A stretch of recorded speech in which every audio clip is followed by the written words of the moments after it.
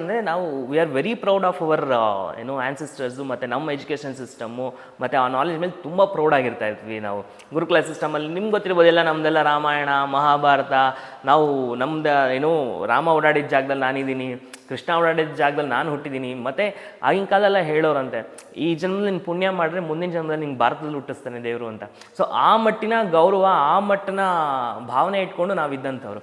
So ಅವಾಗ Macaulay ಅಂತ ಒಬ್ಬ ಬರ್ತಾನೆ, ಅವ್ನು ಬಂದು ಚೆಕ್ ಮಾಡ್ತಾನೆ ಇವ್ರನ್ನ ಬ್ರೇಕ್ ಮಾಡೋದಕ್ಕೆ. ಅವ್ನು ಕರೆಯೋದೇ ಏನೇನಪ್ಪ ಅಂದರೆ ಈ ಏನು ಇವ್ರನ್ನ ಬ್ರೇಕ್ ಮಾಡೋದಕ್ಕೆ ಅಥವಾ ಇವ್ರನ್ನ ಡಿಮಾರಲೈಸ್ ಮಾಡೋದಕ್ಕೆ ಏನಾದರೂ ಒಂದು ಟೆಕ್ನಿಕ್ ಇದು ಮಾಡಬೇಕು ಅಂತ.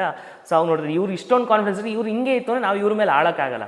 ಏನಕಂದರೆ ಆ ಮಟ್ಟಿನ ಕಾನ್ಫಿಡೆನ್ಸ್ ಲೆವೆಲ್ ಇತ್ತು ಅಂದರೆ, ಸೊ ಬೇರೆ ಯಾರೊಬ್ಬನು ನಮ್ಮ ಮೇಲೆ ಆಳ್ತಾರೆ ಅಂದರೆ ಸೊ ಅವರು ರಿವೋಲ್ಟ್ ಆಗಿಬಿಡ್ತಾರೆ ಅಥವಾ ಪ್ರತಿರೋಧ ತೋರಿಸ್ತಾರೆ. ಸೊ ಅದನ್ನು ನಾವು ಹೆಂಗೆ ಮಾಡ್ಬೋದು ಅಂತ ನೋಡಿದಾಗ ಅವ್ರಿಗೆ ಮೇನ್ ಗೊತ್ತಾಗಿದೆ, ಎಜುಕೇಷನ್ ಇಸ್ ದ ಬ್ಯಾಕ್ ಬೋನ್ ಇವ್ರಿಗೆ ಅಂತ. ಯಾವಾಗ ಎಜುಕೇಷನ್